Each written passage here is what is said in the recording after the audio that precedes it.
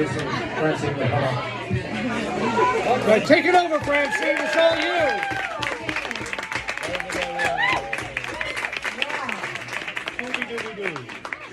Tonight, we are Yell into the mic, Francine. celebrating the end of AWP. Yeah. Can I get a hell yeah? Hell yeah. Hell yeah! Okay, I love you guys. Everybody's here. Okay, so we are in particular Celebrating, do it all. celebrating the release, the Philadelphia launch of New York City from the Inside, which is a wonderful anthology of New York City poems.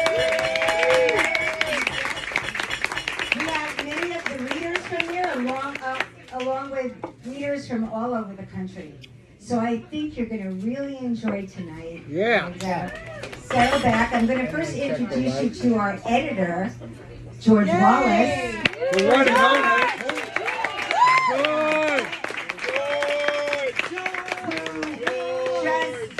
Who just did the best job you can imagine, curating and putting this all together. And it's just an amazing volume. So, ladies and gentlemen, I give you George Wallace.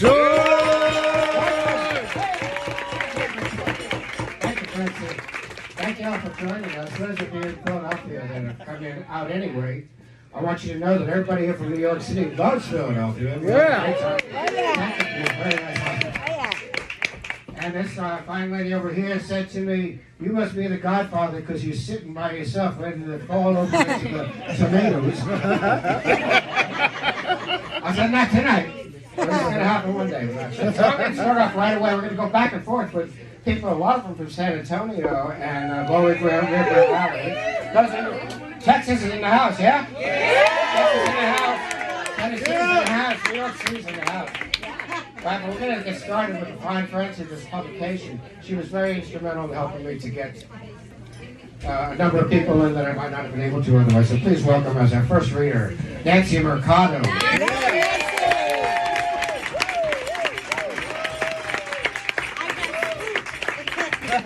Don't be afraid, Nancy. It's okay. I'm in Philly. That's what it is. Okay.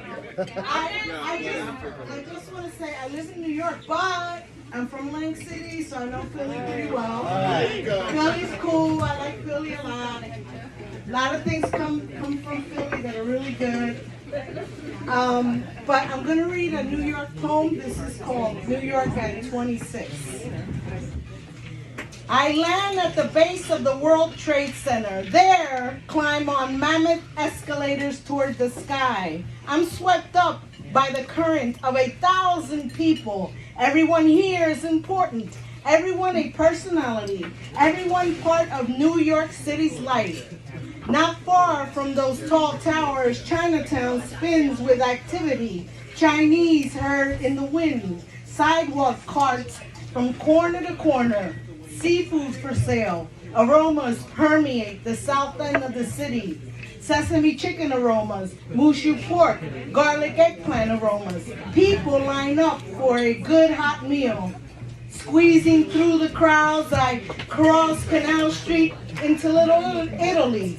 There, waiters wear long white aprons. There, the smell of espresso snaps me to attention. There, I see diners sitting in street cafes, sipping red wine. They are lovers in my dreams. Thank you, Philadelphia.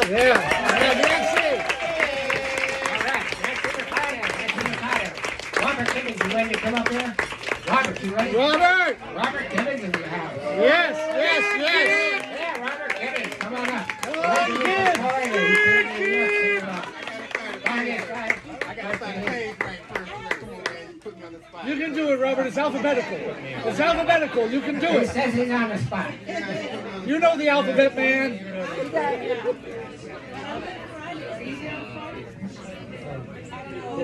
Robert. And there's some guy in number one.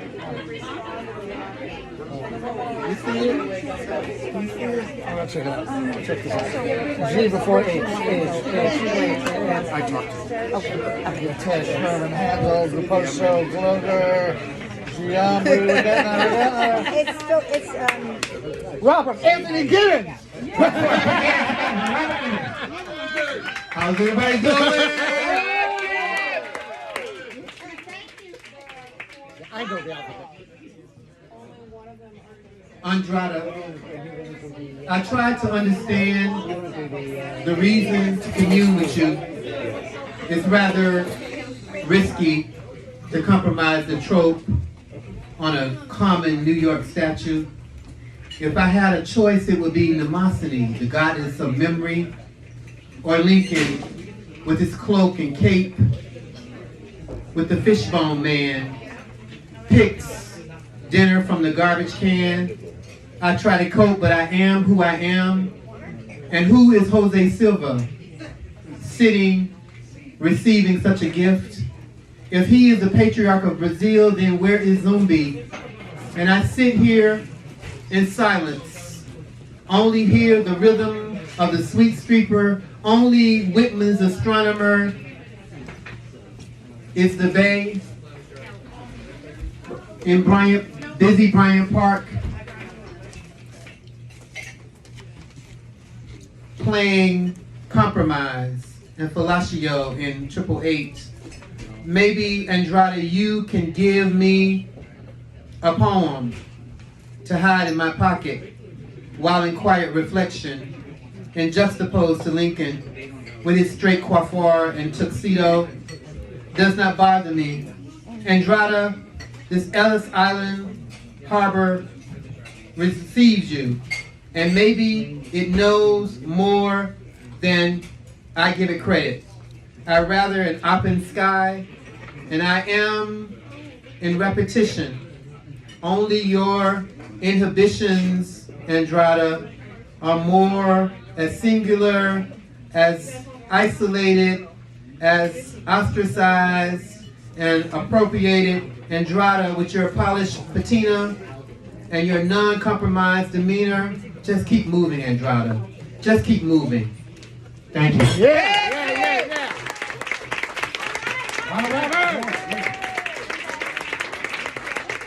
Robert, thank you. Of course, this is a celebration of a particular anthology involved New York City. But we've been very busy in New York City as poets, building bridges with other communities, and especially with San Antonio, with us doing here. Octavio Quintanilla and Gerard Robledo are the people behind the San Antonio group here. So Yeah. Now, one more time, so then I'll tell you about it. Yes. Now, our first person from Texas is Beth Gilstrap. Beth Gilstrap. Here we go. All right, Beth. Hey y'all, not from New York, I don't know if you can tell, not from Texas either, North Carolina. But, All right. I've been reading from my book all week, so I'm gonna read new shit. Yeah. This is called Russia is Threatening Nuclear War Again, and all I can think about is Frank O'Hara. Yes. The possible way he may have chewed a bank pencil he pocketed, those nubs with no erasers, the drape of linen, how I imagine he wore nice loafers without socks, even in a heat wave, even in an ice storm, even when gazing out a window thinking of his lover, how he must have rubbed his ballet feet in the Russians threatening nuclear war, how he must have wondered if a flash would come, how 30 years later they had us cover our heads and get under our desks. For what? To instill anxiety at a young age so we wouldn't expect much out of life. But I wonder about the steadiness of O'Hara's hands on windowsills, around highball glasses, exchanging pencils for smokes in my hands. What good are they typing away as though nothing has changed? Though you are dead now, not drunk, not standing with me, knee deep in the Atlantic, your back to the shore, my back to Europe, how you said so calmly, without moving your feet, a slow click of the reel winding in. You might want to come closer to me.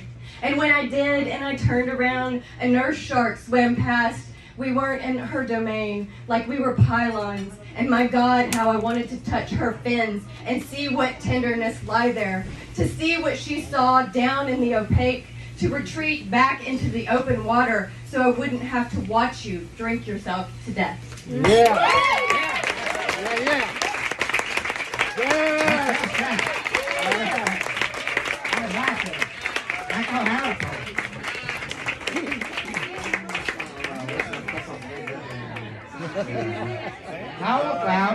How about we have Massachusetts in the house? Gloria Mindock, she's in the book. Gloria Mindock is an honorary New Yorker. Please welcome Gloria Mindock.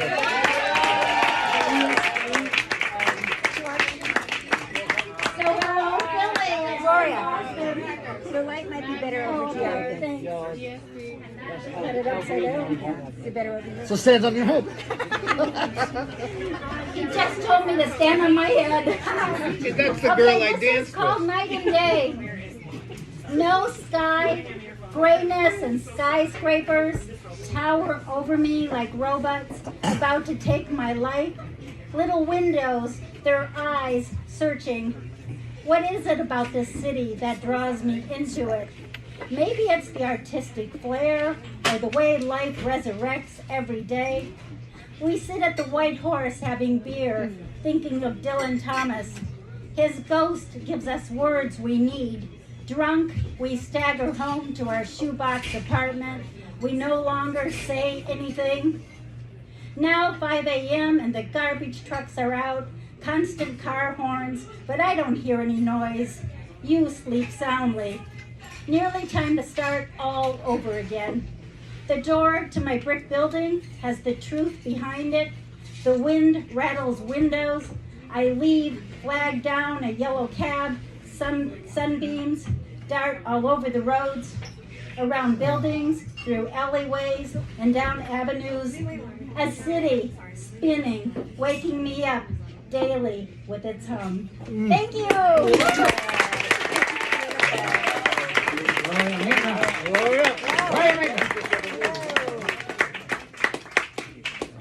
All right. Dance, George, dance. Let's see. Suzanne Richardson. I'm not going to say where anybody's from because I don't know. But Suzanne Richardson's in the house, yeah? She's coming up. Here comes Suzanne Richardson. Yeah.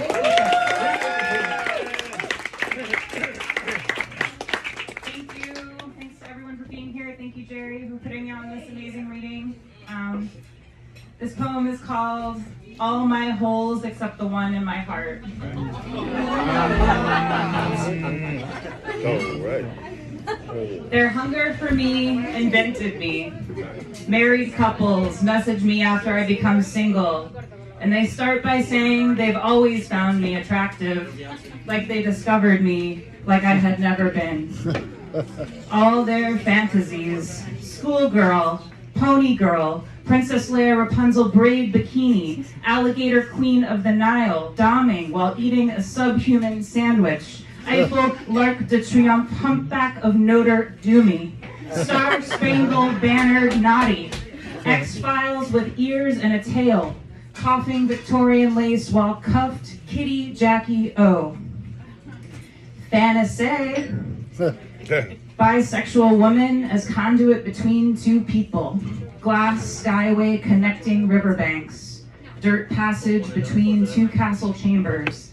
Vital stem connecting flower and bulb. Pillar that holds up the house where life takes place. Silent egg in the batter that sponges the cake. Curiouser and curiouser. These couples ask for holes where there are none.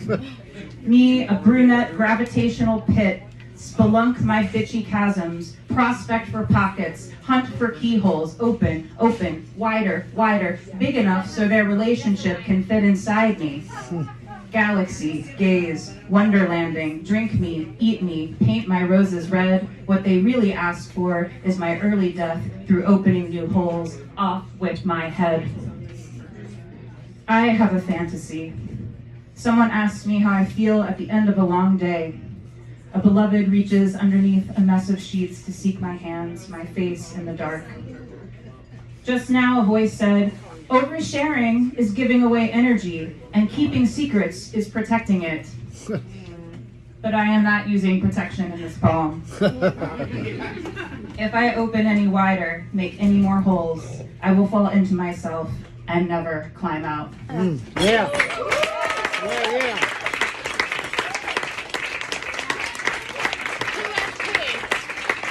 And this is it.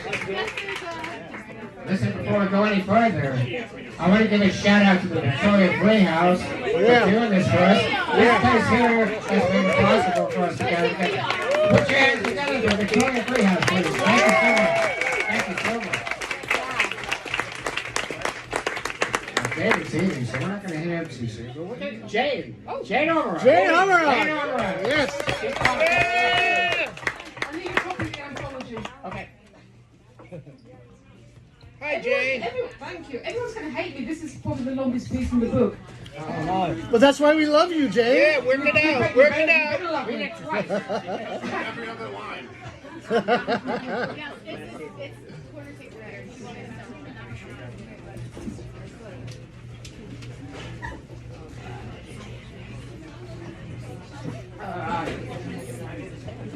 This is the time to fasten. This is the time for Boulder's rhyme. This is the time for Francis Torn. Here is the home of the border.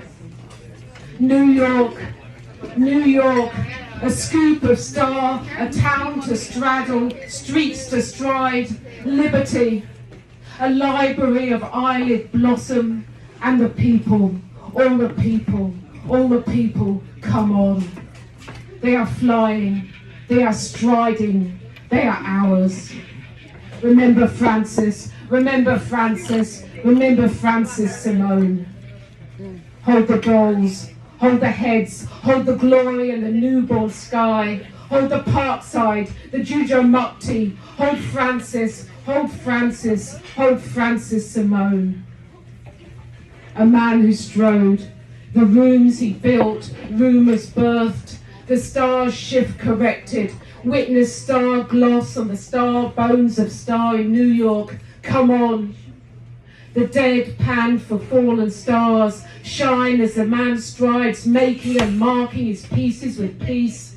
The barter and batter of words return. Come on, leave nowhere, meet New York. Francis is hoping, he's flying, he's striding, he's ours.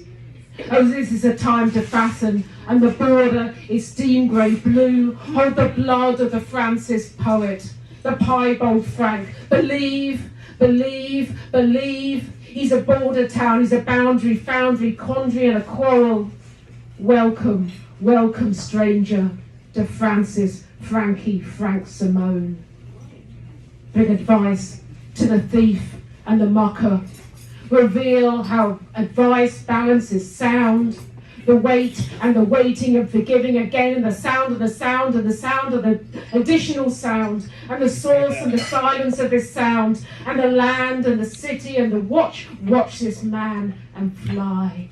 Ah, you are a big dog in a big city. Believe, believe, believe. Believe in the spark, believe in speed, believe in diamond, dismembered stupidity. Believe in us. This is a time to fasten, hellfire among us. This is the time to tighten or tear. This land cannot swim. Are you alive, Francis? Run like drunken flesh. Night sky's acme, rain is midnight food. The space between mirror and thought, the space between mirror and vinegar, the space between mirror and the fool. New York, darkness contains no space.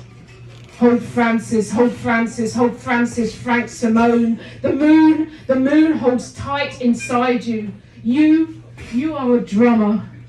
Tonight is tight. Border time, Frankie, Francis, you're nearing the border. Francis, Saint Francis of assassin.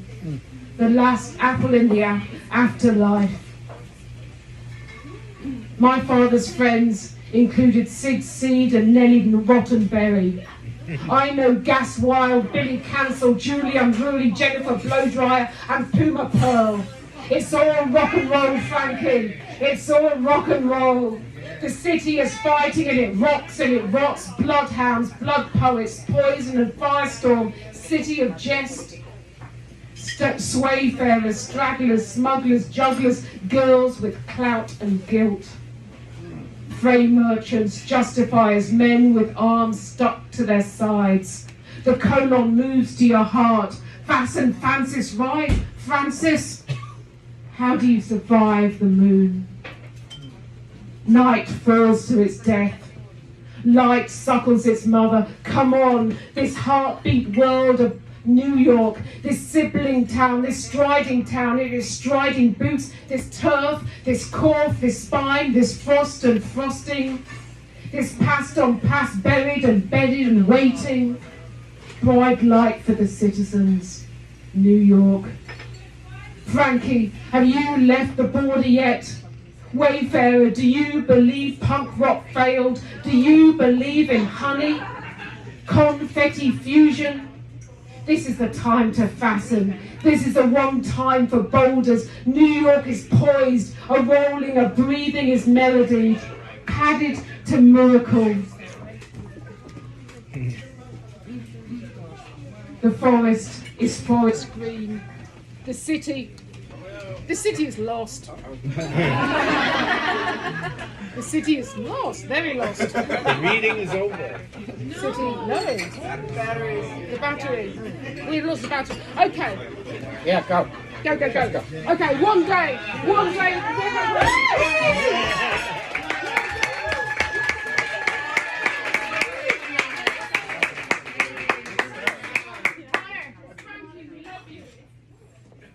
Frank! But the best. Yes. Oh yes, the best in the world is Bobby Firmino. Thank you.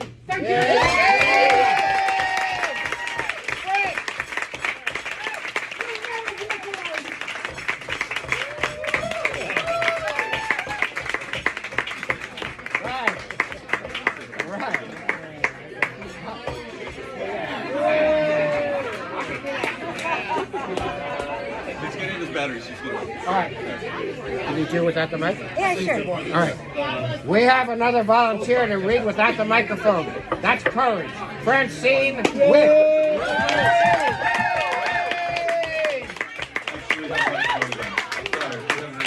Real quick, just want to say, I know that we had this. I'm George Wallace. And thank you all for coming out here. And let me say, I fucking love you all. Thank you. I was actually just interjecting for no reason. But we had gotten on this sort of like one poem, but I know when we first envisioned this, were like maybe two poems. So you can read more. And if anybody just read one earlier, if you want to read another one, I encourage you to come back and give us some more of that. Or no? You done? Yeah, no, I'm wanting to get drunk too. All right, let's keep this going then. Yeah. Thank you. Yay. Okay. So I'm just trying. Excuse my back, ladies. Enjoy it. It's a nice bath. Thank you. Okay, so welcome everybody again to this reading, and I wanted to embarrass my nibbling over here and her partner M for coming out, who actually think I'm cool enough to come to a reading. So that's something, right? Yeah. Okay, this is called "The Moon Takes the E-Train."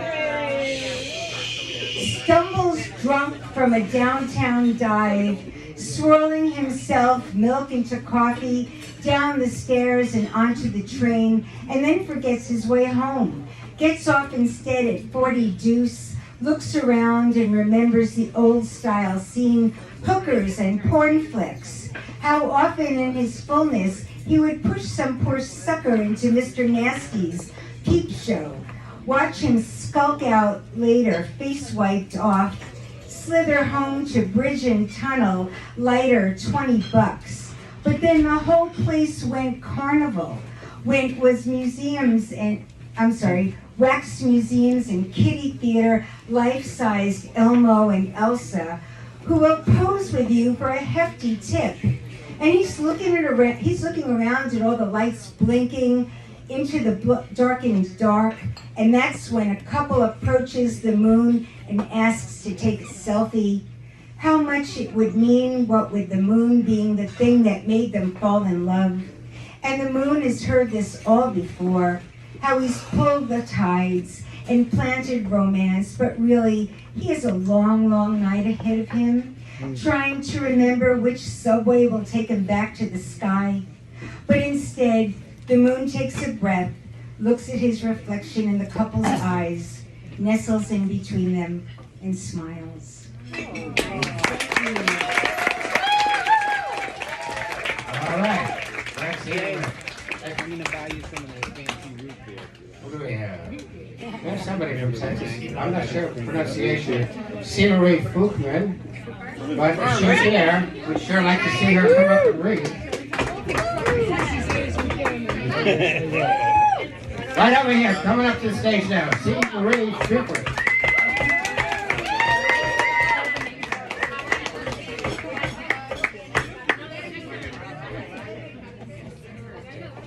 That's lady. My name is Marie Furman. Furman. Kotziat y'all for having me. I'm going to read a poem called Land Acknowledgement. Let us pause for a moment and acknowledge the land on which we live. This is the traditional land of the Lenape. We should take another moment to acknowledge the ways indigenous people have been, are being removed and erased from the land they've stewarded for over 16,000 years. Swiftly, brutally, culturally, fatally.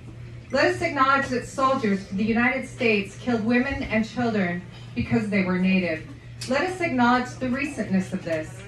Let us acknowledge the Native people buried in their land without markers, while unnamed settlers rest in fenced graves. Let us acknowledge Indian graves dug up and looted. Let us acknowledge that place names like Squaw Meadows and Dead Indian do not honor ancestors. Let us take a moment and acknowledge that this land was not stolen from the people whose language, culture, and religion was born of it. Let us acknowledge that the people were stolen from this land. The people who celebrate this land with song, dance, ceremony. People who do not commodify and commercialize trees and water or call it resource. Here we pause to acknowledge that the land itself is rarely acknowledged. The land buried beneath asphalt, concrete, floorboards, and foundations. Let us acknowledge that this buried land, which once grew food and medicine, now grows dollar stores and subdivisions. Let us acknowledge the land in the way subdividers do, with the blade of the bulldozer, and with names like Forest Trails, Aspen Ridge, River Ranch, with words. The way the government recognizes only federally recognized tribes and has taught some natives to recognize others only on paper, through blood quantum and CIB instead of commitment to rights and sovereignty. Let us recognize land acknowledgements that serve as consolation, another box checked on a list titled Due Diligences, the way wearing a Black Lives Matter t-shirt acknowledges white wokeness, while the same whites shop at White Lives Matter businesses, acknowledgement as performative allyship. Let us acknowledge that internment camps were prisons. This land acknowledgement was written for the people who acknowledge land in the way the spotted knapweed acknowledges it, the way a for sale sign acknowledges it, the way the Forest Service acknowledges land by stating hashtag it's all yours, but meaning hashtag it's not theirs. This statement acknowledges the land in the same way the media and FBI acknowledge the over 2,000 missing Native women and girls by recognizing the one missing white woman for whom hundreds search and whose picture is present on all our screens, the way Native silhouettes are screened on paper to sell cigarettes. This land acknowledgement is inked on the heartwood of a pine that escaped the fire but fell for the mill, from a land that cannot help but acknowledge climate crisis and carrying capacities, the grizzly bear fatally removed, and the salmon who can no longer reach their original homelands. This land acknowledges the wolves shot by stockmen and sportsmen to preserve the animals stockmen and sportsmen will thenceforth kill in the name of husbandry and sport. Let us acknowledge how we honor loss with dollars and not grief. Let us make depredation a science and pay officers from the Bank of Conservation. Let us acknowledge the words used to disassociate kill, killer, killing, killed from the act of execution. This land acknowledges that it is recognized for its monetary value, recreational value, and aesthetic value, because it too is living. This land recognizes us by our carbon footprint, our clear cuts, our gold mines, and our greed. This acknowledges that land back means languages back, means medicine back, means ceremony back, means culture back, means reparations, means all people depend on the land. Let us acknowledge that unless action is taken to identify and empower indigenous peoples, erase inaccurate history from every school curriculum, carry out land-based justice and climate change policy, a land acknowledgement is a perfunctory, alienating, and otherwise hollow gesture. Acknowledgement means acceptance, admittance. Too late for an apology. Acknowledgement is a dead word, is not a verb, is not a deed, does not mean education. Read me your declaration of change. Detail your plan of procedure. Show me your map to equality. And then, maybe then I'll be convinced that your land acknowledgement is not just another broken treaty. I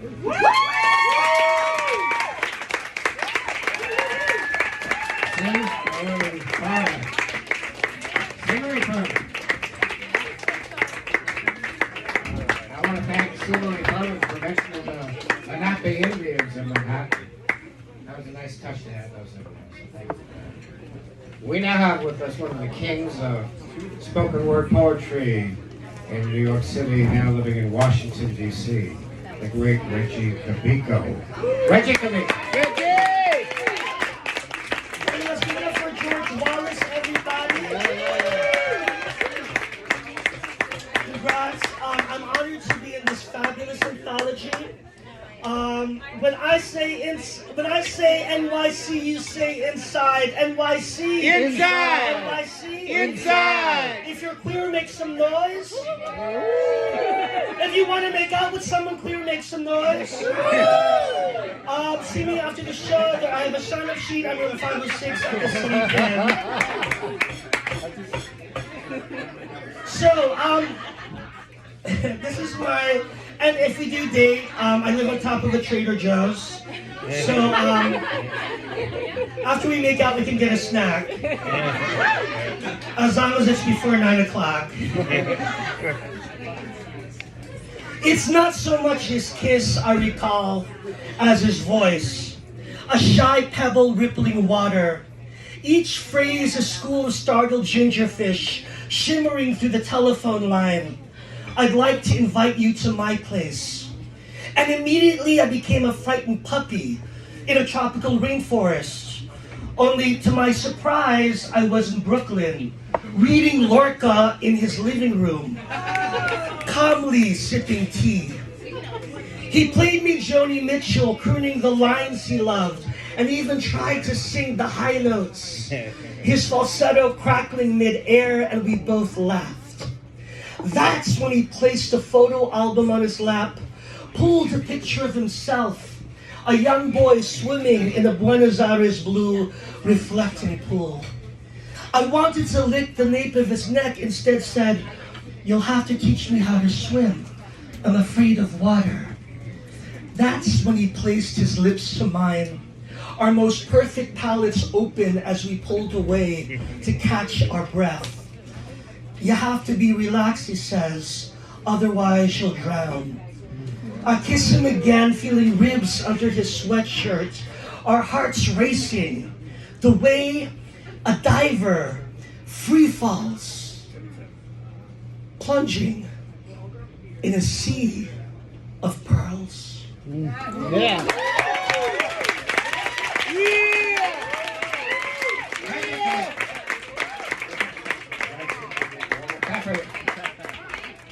Wow, thank you. You memorized it too. Andrew, you ready? Andrew, you ready? Andrew's ready. Andrew McFadden. Come on up. You can say your full name because it's like this long. Andrew McFadden is just right there by the order of the appointment.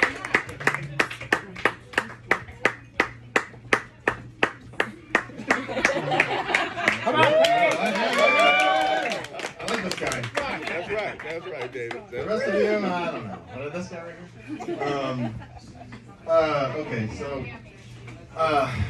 oh my God. So this book came out the same day the NBA shut down for COVID. So that was bad timing. However, it didn't bother me much because this book is about one of my best friends from life who committed suicide in 2003, and I was so grateful that the book came into the world. So, first off, this is my first in-person reading from this collection, and I'm just really grateful that y'all are here to be part of it. Thank you. But then there's like other number things I want to say.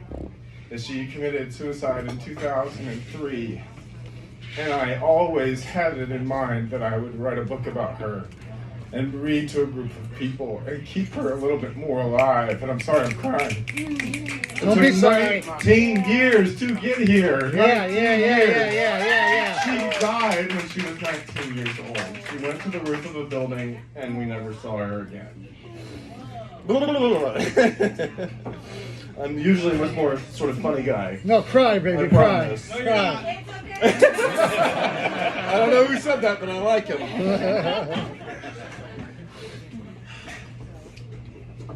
Okay. This is Smith Lake. Oh, and I have books to sell. So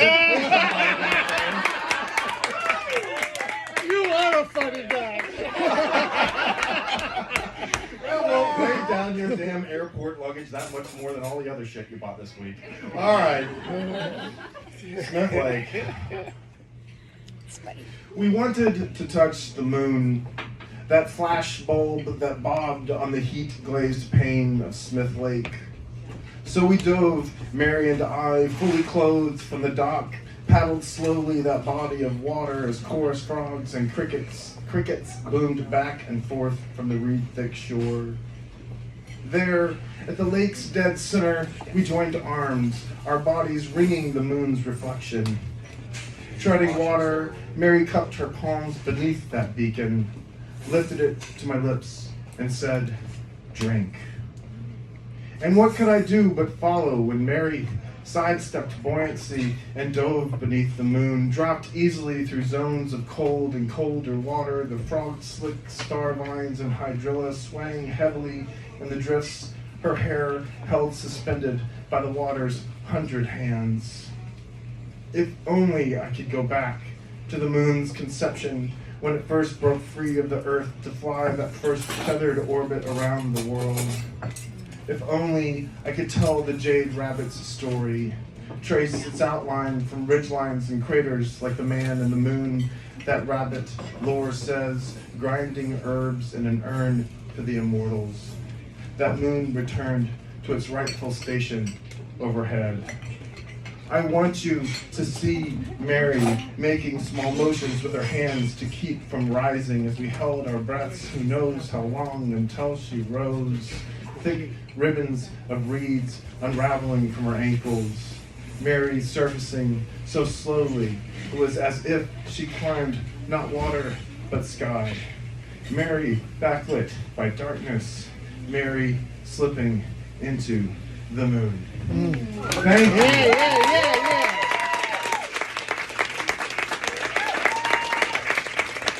Under the faded Texas. Under the faded Texas. Since he mentioned you, Matthew, you're up next. I'm up. Matthew Hilbert. Come on up.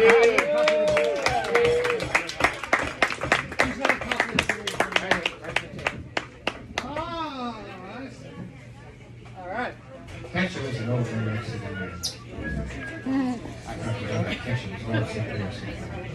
Now we're ready for, please put your hands together for Matthew Hubert. Thank you, George. Wow. This is a thing. All right. I wasn't planning on reading today. I just came up for the drinks, but here I am. All right. Outside Autumn and Ellie's. Thank you, David. Outside Autumn and Ellie's. There was a second there, even though I had forgotten my black and white scarf and the April wind blew the New York wet and cold that can only be blown in New York when it isn't winter and it isn't spring and the sun hasn't shined since you got back into town. And there was this still second when I knew spring was coming under my fur in an animal way, like that red sense of food just off awareness, maybe fleet running prey or yellow papaya. And I knew but I knew something else, some sidewalk satori. All motion ended, and focus was tight, and everything clicked. And I loved New York, and I loved all these people, and the deep chocolate taste of grim sweet reality in the middle of the block right there on York Avenue wasn't a matter of orbits and daylight and axial tilt, but rotations and revolvings of a more metaphorical sort, and rebirth never needs dying. And then I turned into the butcher's and thought about dinner, duck, I believe, without even realizing what had just happened and just what it was that I just forgotten. Thank you.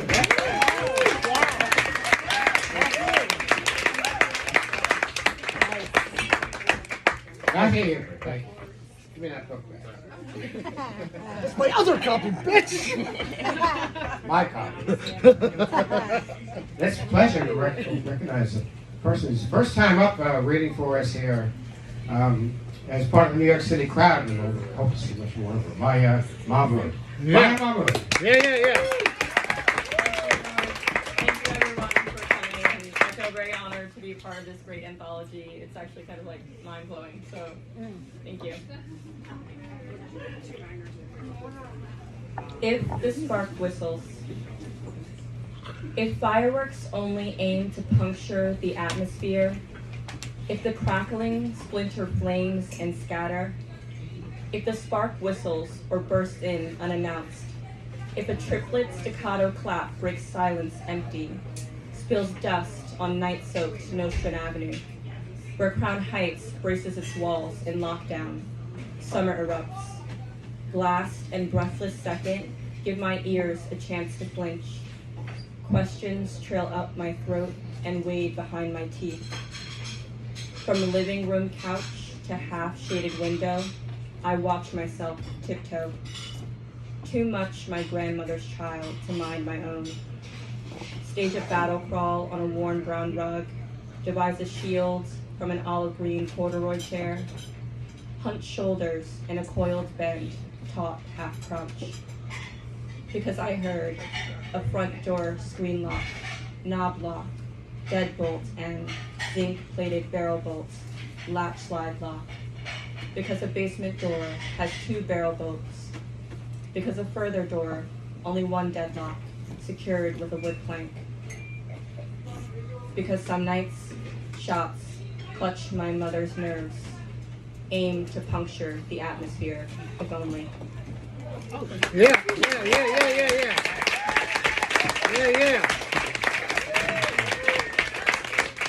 Thank you very much. You guys can't hear this. Beautiful. Guys in the Beautiful. back are saying, we love New York. All right, we have a literal bridge between New York and San Antonio here with us today. She's been an asset to poetry in New York City and in San Antonio. Please welcome Alexandra Vanderkamp. Yeah.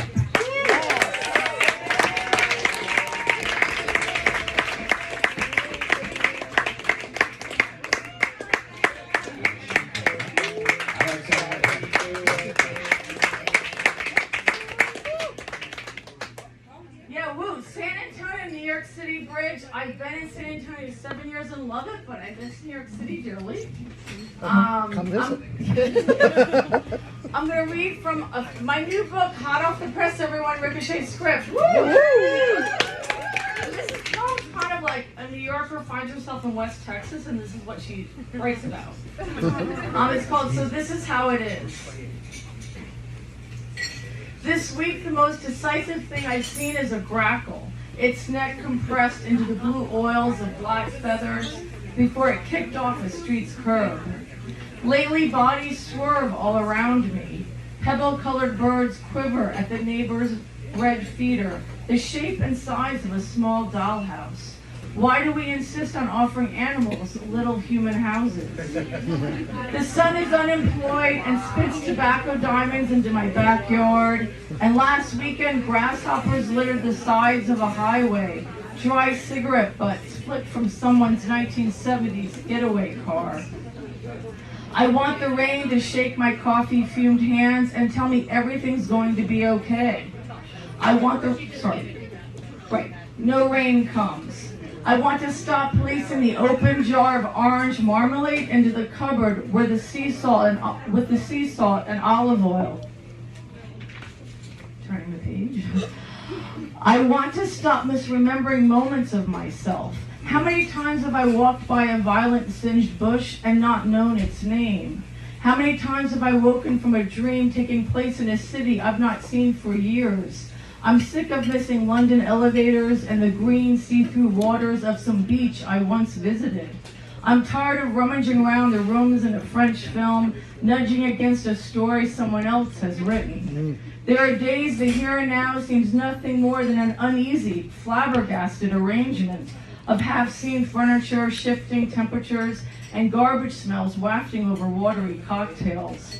Days when the damp braille of newly awakened grass isn't enough to rouse us toward a passion for the lives we find ourselves living. At least ice cubes never apologize for what they are and can maintain a certain persistent stance for hours. I'm all for persistence and hours and for the glaring pink batteries some clouds are as they putter through June skies. Thank you. Yeah.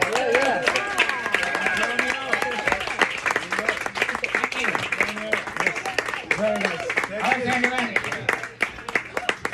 David, I gave David a 3-minute warning. He's got like 4 people, you know. Yeah. David, I want you to introduce a person whose name was spelled 1,000 ways, Immaculata Lara Bonilla. Come on up.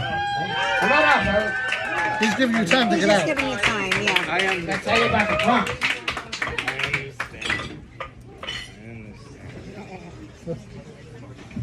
I was just eating a fry. Was it good? Yeah. All right. You're good. That's right. Share with the class. Since the Bronx was just mentioned, I'll just read something from the Bronx. It's a very, very brief poem, so maybe I'll just read two. No, read the whole thing. Whole thing. Read the whole thing. Read it all. Okay, this one's called Bronx 19, which is a bus.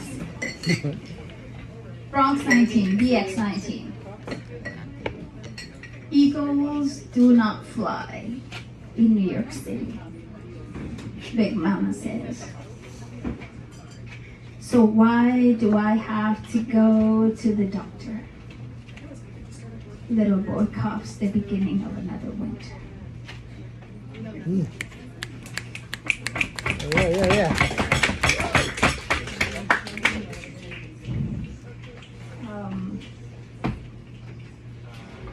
This is a poem for another part of town, the low 30s, and it's called Low 30s.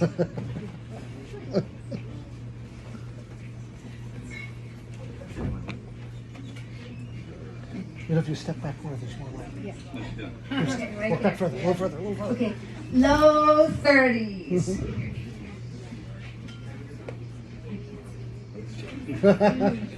Too low.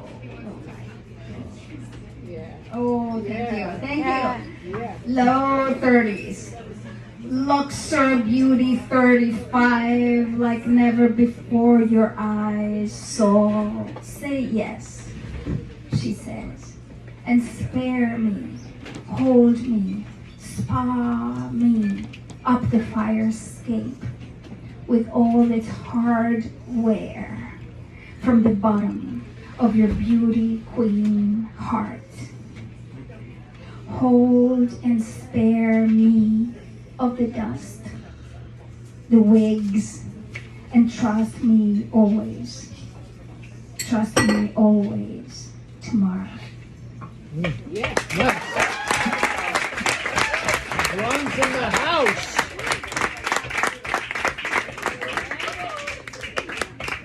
Immaculata. La Rabbania. One more time for Immaculata. Yeah.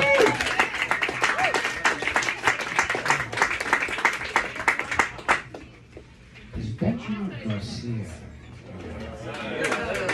Benjamin Garcia in the house. Benjamin Garcia is in the house. Please welcome him. George, you called David.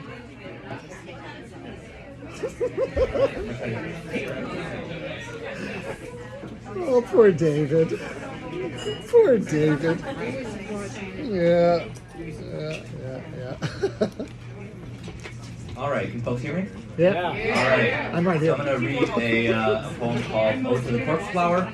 All you need to know is that a corpse flower is a prehistoric plant. It's a big ass flower. It smells like shit and rotting meat. And it doesn't care if you don't like it because it's not for you. It doesn't exist for you. So the other thing you need to know is back in Victorian times, like if you like somebody, you can send them a certain bouquet, let them know you like them, and then if you didn't like them, you can send a bouquet back and say no thanks. Ode to the Corpse Flower. In the language of flowers, I am the one who says, fuck you.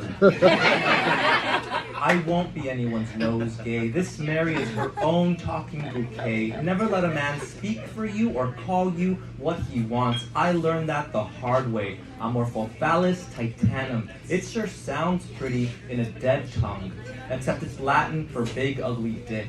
I mean, I am, but what an asshole scientist. I prefer to think of myself, and this may sound vain, as a goddess, cadaver dressed in drag. My stage name, Versace Medusa, part Lilith, part Calla Lily. Keep your heteronormative birds and bees. Give me the necrophiliacs, the freaks, the meat-eating beetle and flesh fly. There I go again, allies, getting all hot and bothered, being vulgar. Vulgar meaning common, as when something is below you. Like a girl, forbidden to say fuck, it makes a woman sound so common. Oh, come on, that's all you expect from a flower. To be likable, but to keep it raw and 100 is to be abhorred. Fine, but even the haters will pay to hold their nose at a halftime show. They'll claim they are beyond Beyonce, sick of Selena, yet they can't look away from the live cam. No one wants to miss the showgirl as she breaks through the cake, unhooks her lingerie, La Virgen de Guadalupe with a twist of Santa Muerte. What in the hell is she wearing? Glad you asked. Death is the new Christian Dior. The latest Chanel is corpse smell.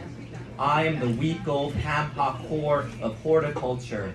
I bring the hothouse hot couture, and I always come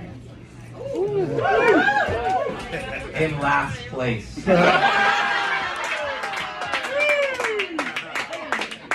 Dressed to the nines, I get what I want, which is to be the 10th muse. Sor Juana Inés de la Cruz, little Levita de Buenos Aires, screwing and screwing over los descamisados on my rainbow tour. Fuck Whitman, fuck town, give me Emily D. Speaking of which, have I ever told you, Daddy? Only sun gods get me hard. You want it? I got it. Let me show you how a chola really leans. Mother Nature may wear floral, but I ain't your mama. I thirst like Betty Boop at Peak Coquette, Marilyn Monroe blowing in an air vent. Say Malinche, say Truvado whore, give me more. I thrive in shade, my throat is my throne, so queen me, bitch.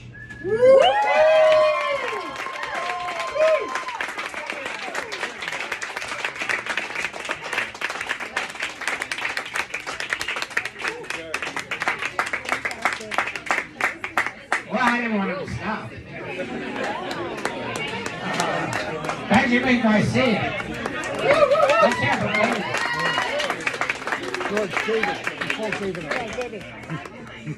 know there's nobody who's more of a New York poet than Frank O'Hara, and he was from Worcester, Massachusetts.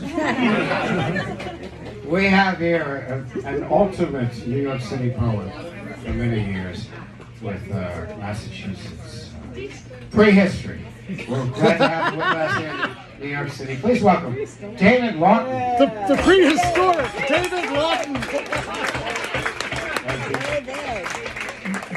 Yeah, I spent the first 24 years of my life in the greater Boston area. Since then, it's been all New York City for me.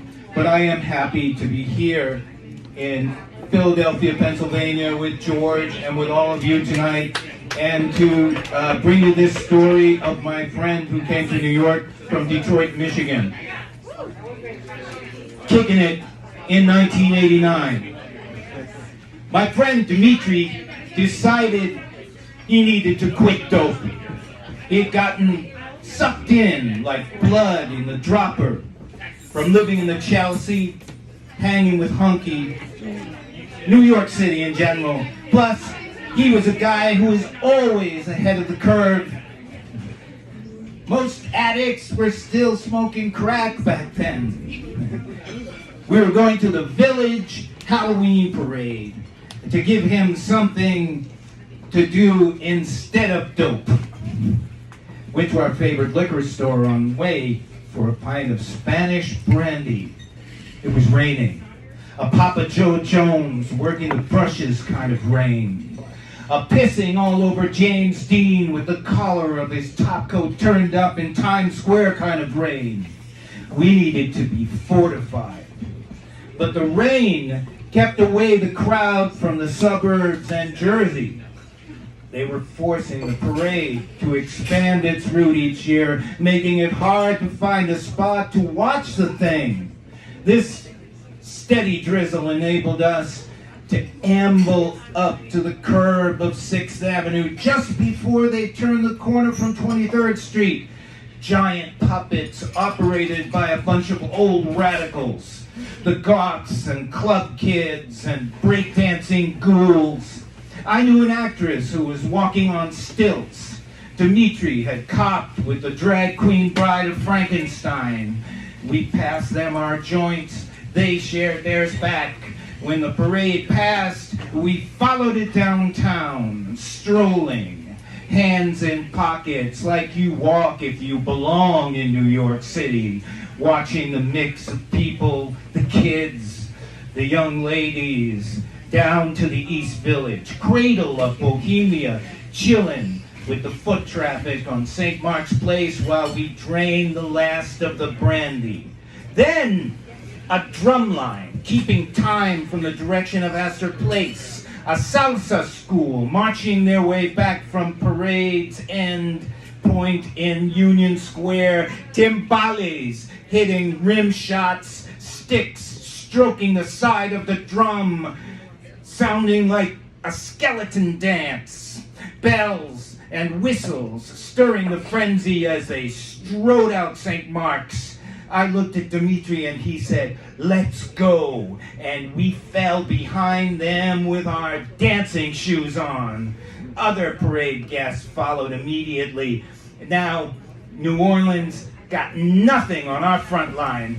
As we turned down 2nd Avenue, costumed figures stepped back to the curb to give us our turn. People hung out their windows to cheer us on. We had the whole avenue to swing our hips wide, stepping out fast to the potholes, down to the Lower East Side, up the stairs, into the salsa school's headquarters, where they offered us rum with rice and beans, backslapping us like we were a bass fiddle's front.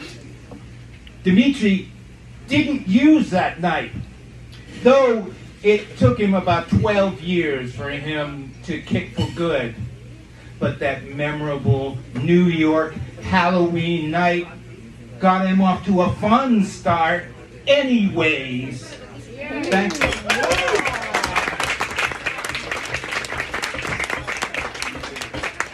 Get him up. Get him. have a large extended family here from poets, Jody Johnson from Connecticut.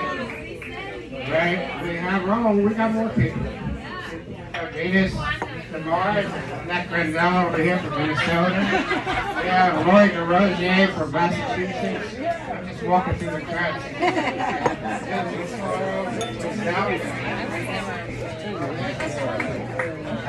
Tanya Cohon from Los Angeles, but she's in New York City. Michelle Whitaker's going to be reading for us. Michelle, you want to come up and read next? Come on up. Come on. Come on. We got Michelle.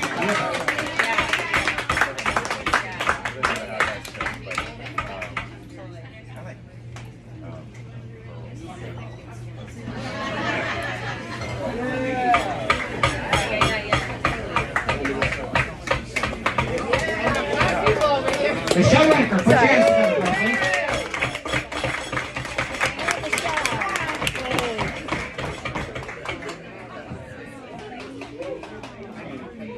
Hi, everybody. Hey. I'm very happy I came. My spirit has been filled. And thank you, George, for inviting. Sure, why not? Cheers, George. So she said she's a banshee. She said she's a banshee in her tie-dye dancing sheet, flavored with salt and cockles. She said it's her favorite moo-moo. Water spouting, hula hooping, acorns breaking her at the feet, stomping out the cherries, loading up the grapes, peach snapped off with wine water weight. She's off with her head, tossing her hair, that of Miss Mary Mac, with skin most black all down her back, breaking men with moves of rubber bullets on the shard-like grass, blessing silver tins while kicking up empty beer mugs at the shih tzus, barking at the shaman drummers. Banshee screams, put down your automatics, put down your automatics. Banshee screams and screams the Union Square as if she's troubled, as if she's a dreamer on the make. She said, go ahead like David Amram. Bin, flutter, tongue, scatting, fluster. Wag that dog, wag that laurel. You can't pull off my Bahama, mama. She said she's losing herself while loosening themselves, smashing against the world, not as snapperlicious or not as Band-Aid kitsch, but in protest. She said, we gotta protest. We gotta protect others' needs, her needs, them needs, while raiding through our vanity. Banshee said she's untired, like off a high-rise, no longer wondering why the police can't touch her, won't zip-lock this barricade because she has them set. She has set them in a trance, dancing in her Banshee dance. Thank you.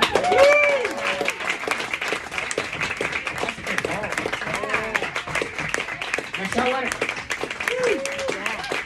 Right. Let's get Vincent up here right now. Vincent Toro, you ready? Vincent Toro, come on up.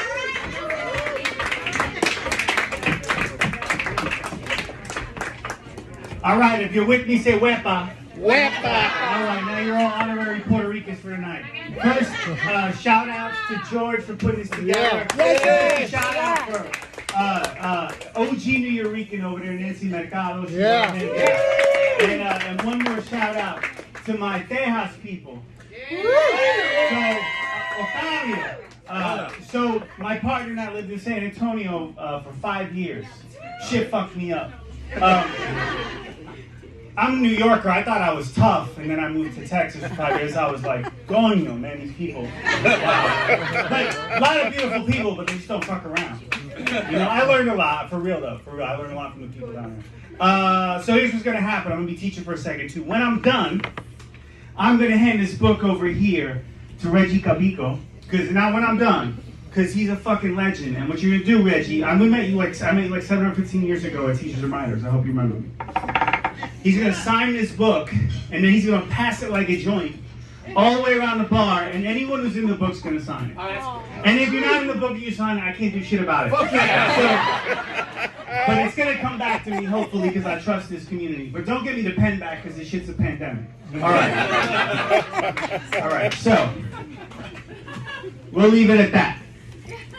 So this is a Bronx, but I'm gonna be real for a second too, and Reggie's gonna feel in this. If you have not spent serious time in the Bronx, your status as a New Yorker is dubious. I'm sorry. It's not good. All right? I'm just being real. So this is a Bronx poem. And I got to do the old man thing here. I forgot. I'm getting old. It's called It's November in the South Bronx. It's November in the South Bronx.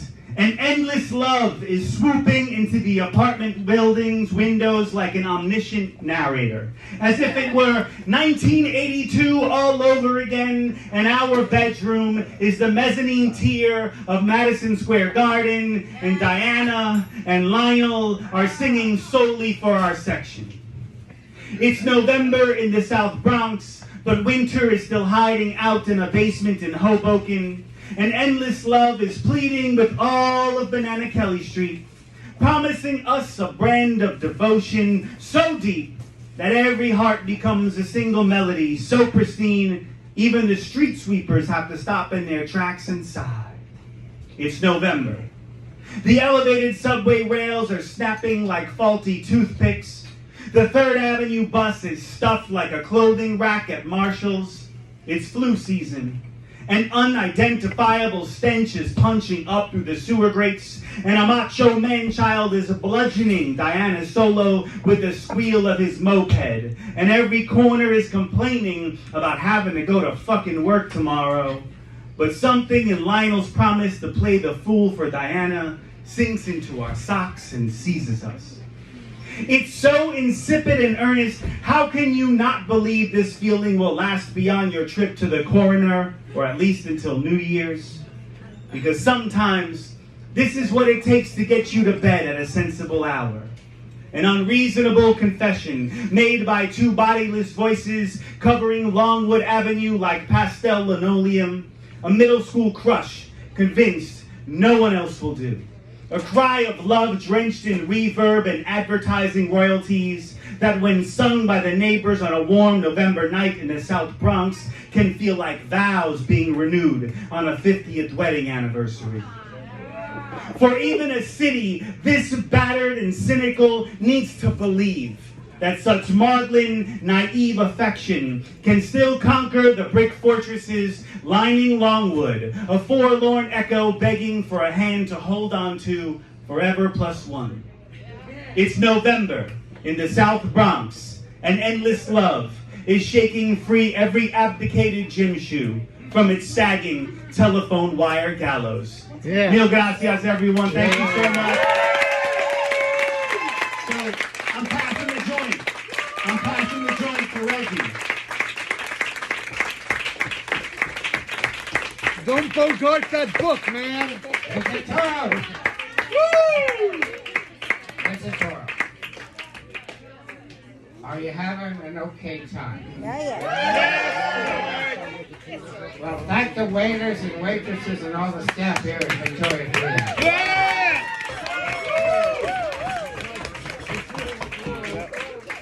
I think we're ready for Gerard Robledo. Are you ready for Gerard Robledo? Yeah. How you doing? All right. New York. Texas, can you hear me? Yeah. Right, San Antonio. San Antonio.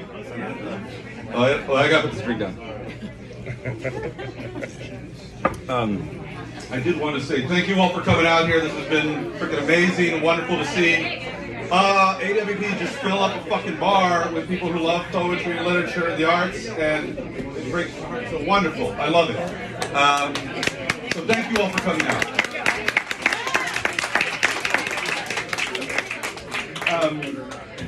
So when we came up with this event, like, we pulled this out of our ass at the last minute. Like, a week ago, we finalized everything, and 3 days before that, I was making phone calls to set this shit up.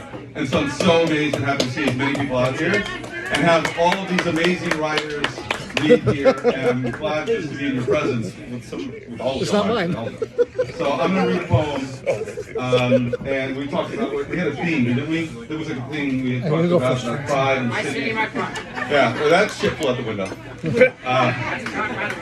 But I thought I would do something that has to do with pride. I'm from San Antonio. I'm first generation-ish Mexican-American. My father was from San Luis Potosí, and my mom from Laredo, so not really, right? And so I was writing this poem about colorism, right? Growing up being 6'3" Mexican that rarely has an accent. And so I decided I would read this poem about it. And this poem is called Every Part of the Animal. Let's see this now. Take 2 steps back. Two more, okay. Yeah. There you go. Ratings are right there.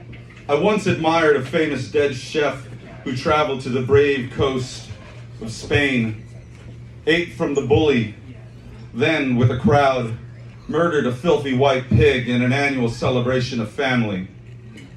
Before they began, the priest led a prayer. Following the amen, he rallied, "Kill the pig! Kill the pig! Kill the pig!" First, they got the pig drunk to relax its muscles, made it docile, tenderizing the flesh in the process, leading to death.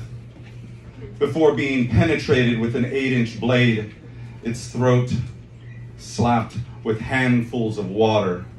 El cerdo cried in terror as several men held it down and one opened a hole. Its screams raised in pitch, then abruptly ceased to exist, as if an off switch was flipped. Blood filled a basin, a fapping sound, a wet hand thrown against cold skin to make morcilla y fritango de sangre. The unnerving sounds resembled my child's birth and what came out of her and the placenta. In some cultures, it's a cannibalistic delicacy, something I wanted to see, the afterbirth. But a nurse detracted my attention to cut the umbilical cord. There, my gaze pulled to ignore the cleanup and erasure of a moment too gruesome for most to witness without convulsing. Like the children who turned away from the hemorrhaging pig. Little faces nestled in their mothers' bellies, minus one mother palming her boy's chin, forcing the gruesome scene on him. Eres hombre, mouthed. The same as my mother did when she fingered my cheek, praised the blessing of my white skin's journey from Spain to Mexico with my father's family. San Luis, the city they helped found and establish. Another exaggeration placed in my ear like gold leaf. Proudly, my brother's brown lips mimicked these phrases to anyone who dared question our origin before stating our father was born in Mexico. I recited the same lines until 30 in San Antonio. Everyone's family originally came from Spain, apparently. I later learned San Luis was a French settlement named for the French king, the Catholic king of France. Still, I refused to tell my brothers what they could fucking find themselves on Google. My mother kept cooking when I told her. She said, pass the salt, then burnt the pork chops in an oversized pan. A fistful of hay was then ignited in a man's hand. A torch burned the swine's blonde hair from its body. It's most efficient, but still must be followed by a straight razor, wine, and song before being strung up and disemboweled. My grandmother said, if you want to know your body, you have to kill a pig. It's the same. Everything is the same in the same place inside. She also said that we must use every part of the animal. Its skin, feet, and entrails fed the mass. Nothing wasted. Muscles, cartilage, and knuckles consumed. Their wives and daughters cooked blood and potatoes, blood and bread. Its body and wine devoured, ribs and belly smoked. Its shoulders and legs preserved in salt. Prosciutto a delicacy my neighbors now covet, the marrano's blood filling Spanish fingertips as they make sausage and then chortle. A cannibal once said, pigs taste like humans, only less bitter, before being led to his death. He also said, cut the stress. It'll cause dark, discolored meat. You can see the stress in the meat, and no one likes dark flesh. The chef didn't promote cruelty, just knowledge, so people can feel free to decide what to do with their fucking pigs. Thank you. Thank you all.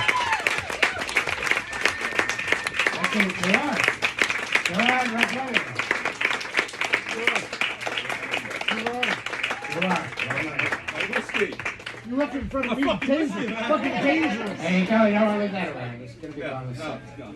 Well, that's the second time we heard about pigs tonight. First, you get him drunk before you kill him. I hypnotized a pig once. I hypnotized a pig once. I will tell you now that the next person It's a funny story. up is somebody. But it's true. Well, Matthew asked me earlier, what's the order of reading? And I said it's going to be alphabetical by personality disorder.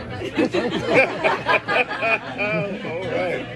We haven't really stuck to that exactly, but but the book itself is alphabetical, and Giselle E. Acosta has the privilege of being the first person in the book.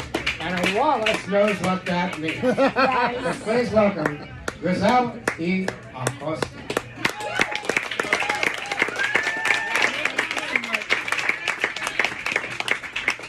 So I want to thank you, George, for putting this together, and I want to thank Nancy Mercado for thinking of me.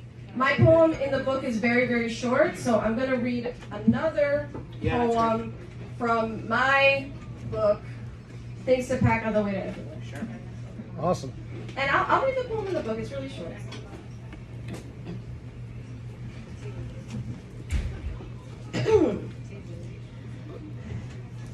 Deep, deep, deep, deep. Fiasco's drinking gin and tonic. Deep, deep, deep, deep. Fiasco's drinking gin and tonic. Deep, deep, deep, deep. Curly girl is walking in with a fake fur. Deep, deep, deep blue. Light in the water, deep, deep red. Light in the water, deep, deep. Coat check girl is under 18, but her daddy's ain't gonna know what I mean. Deep down, deep down, deep down, deep down. Bartender is her brother. I ain't ever seen her mother. Deep down, deep down, deep down, deep down. Curly girl is spinning in the middle of the crowd. Deep down, deep down, deep down. Don't go into the stairwell. The walls and the floorboards have a thing or two to tell you. Deep down, deep down, deep down, deep down. A sniff, a pipe, a sip, a life. Deep down, deep down. Deep down, slide that leg. Arms reach overhead and bounce. Deep down, hide in a room, in a circle that moves. Deep down in the wax, deep down, skipping beats on the tracks. In the wax, in the wax, in the wax. Deep down, curly girl is walking out as the loop ends. Deep, deep, deep, deep. Gathering in the alley, cars driving off to who, where. Deep, deep, deep. Goodbye, deep, deep. Good night. Yeah.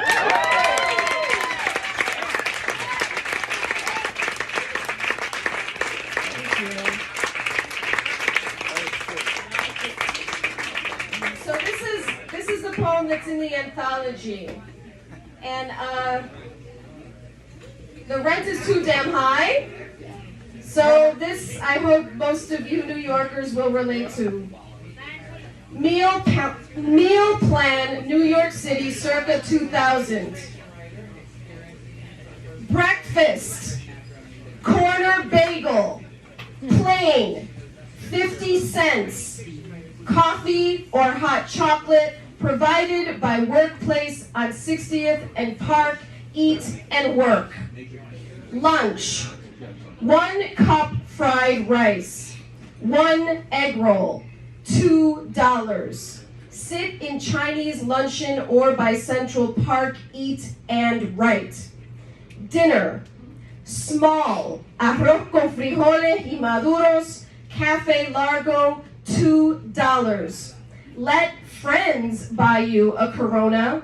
Eat, read poetry, smoke out front, listen to the New Yorkers. Remember, you aren't the first to starve with a pen in your hand.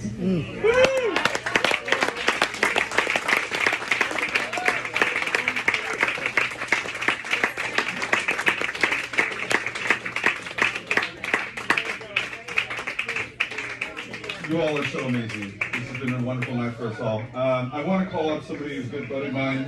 Happens to be the Bobby Boucher of American poetry, Mr. Jay Fuller. Jay Bruce Fuller. Come on, Jay Bruce.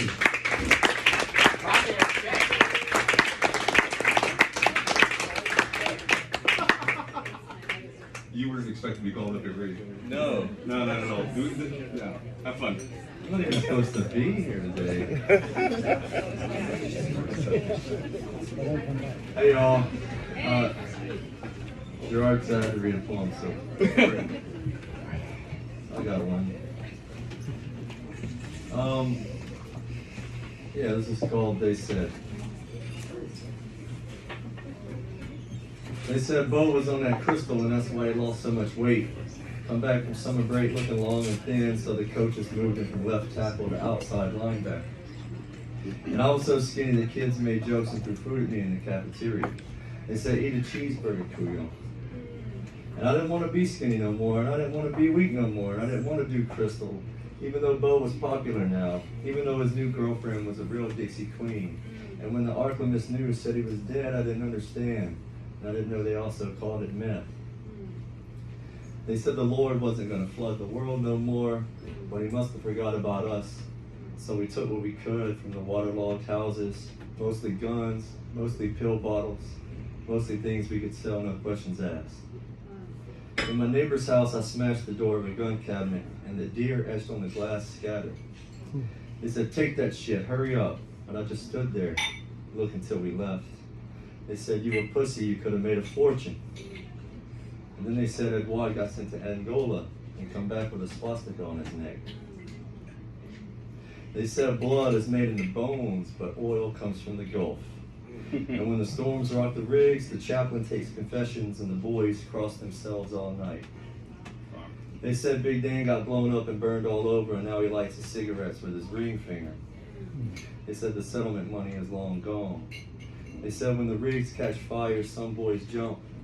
They said them boys burn and even the water can't put them out. And they said his daddy's a son of a bitch, and they said he's a drunk, and they said he ain't got no daddy no ways. I try to remember everything I don't know about myself. They said you look so much like your daddy, you so much like him I could spit.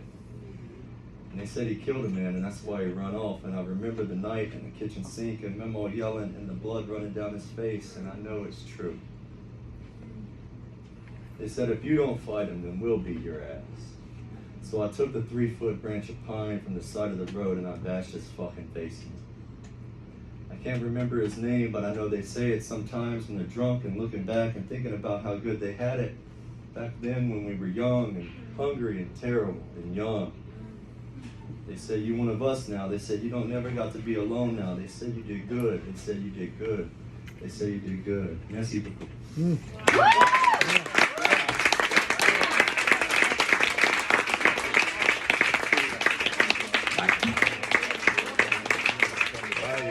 Hey, Texas, give me the microphone. Thank you for that. I don't think we missed anybody except for... Fabio.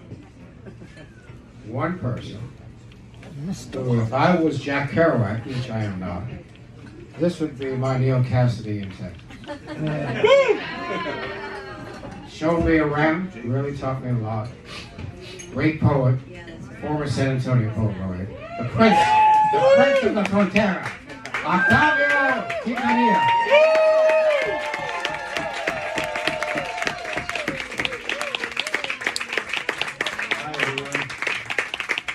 You know, it's so nice to see a lot of friends here from San Antonio, New York, everywhere. So nice to see familiar faces that I've only met in Facebook, and now we're connecting here. So it's amazing. I love it. I just want to say thanks to Jerry and George and just everybody who's here who put this together. And I'm going to read a poem. It's brand new. As you can see, I'm still editing the poem.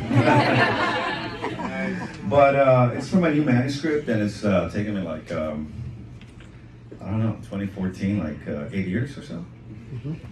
And I'm about 90% done, so I'm happy. And this is a poem from there. So let me read it, and then we can all drink. It's called Remember. How the day loses a daughter every night and not remember her in the morning, I cannot say.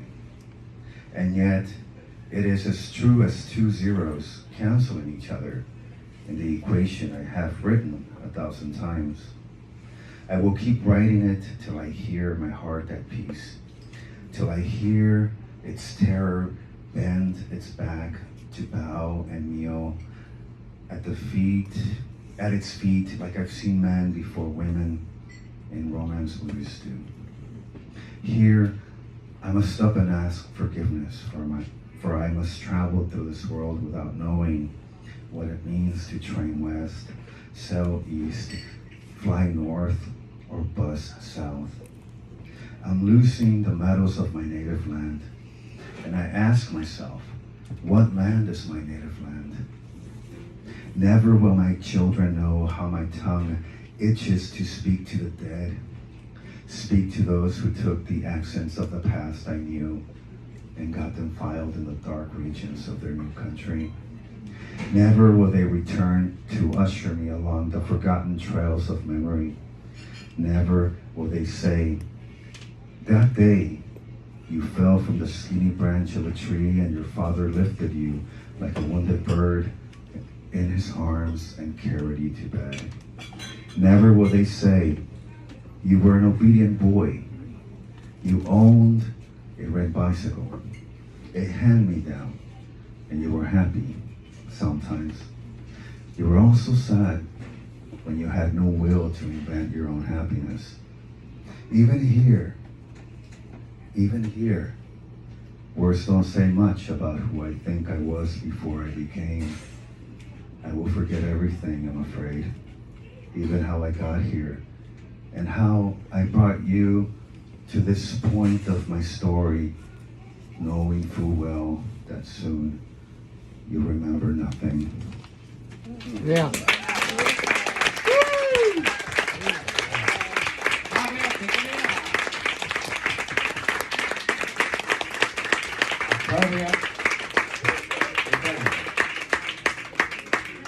Ladies and gentlemen, that's all I got, unless you go crazy. George, you gotta do one. George! George! Of course, I can read a poem. Yeah. Oh, twist his arm! And then I'll say goodbye. Thank you. Thank you, Matthew. Walking on 10th Street. We're walking on 10th Street in the direction of the Neptune.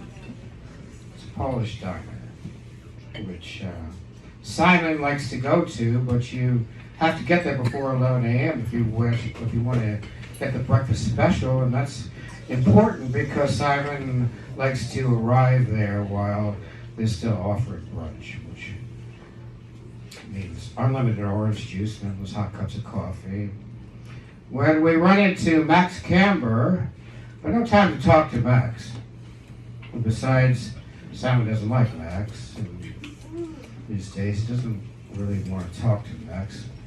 Because even though Max Camber studied film at UCLA. He still doesn't know how to approach his subjects with what Simon likes to call sympathetic objectivity. And we shake hands with Max and keep on walking, and eventually we get to Avenue A, where the Korean greengrocer is warming his hands over a chestnut fire and a light rain is coming down. And Simon tells me about this recent visit he made to Provincetown, P-Town, where he's editing the unedited works of Robert Creeley. And how good it is to work with Creeley's son, because the man's devotion to his father is admirable, complete, and absolutely and entirely sincere. And it is spring, and the city and the tourists are returning. And unlike the last time I came to town to visit Simon, but that was a different scene. We were on our way to drink red wine and listen to jazz at Mo Pickens. Mo Pickens, remember? And there were both of us looking sharp, photogenic, and carefree on Avenue A when some protesters started to crank things up. Crazy, said Simon. And it was crazy.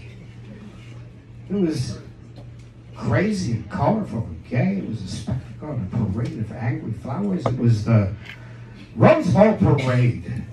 It was Thanksgiving and Christmas and every party you ever imagined, and maybe even in July. And we stopped to watch them and shout things out and smile at them with their big angry banners and their coterie of cops. But like I say, that was a while ago. And we were young and we were angels of the New York night. Whereas this is a Thursday morning in spring, and when we get to the diner, it's already past 11:30, says the waitress in her polite, sad Polish accent. Over the bustling sound of waitresses, counter help, busboys, dishwashers, spoons, plates, customers. The joyful crash and clink of the world, and we looked at the clock on the wall and each other in our ragged clothes. And we looked at her, the waitress, and the entire Western world working for a living, except us. And we didn't care anymore. We were happy. We had found each other, and we didn't even mind paying full price for our eggs over easy. And right. Yeah. George Wallace! George Wallace!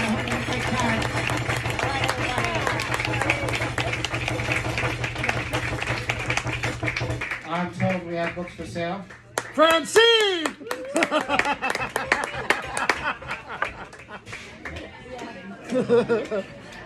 Keeping it real. That's right.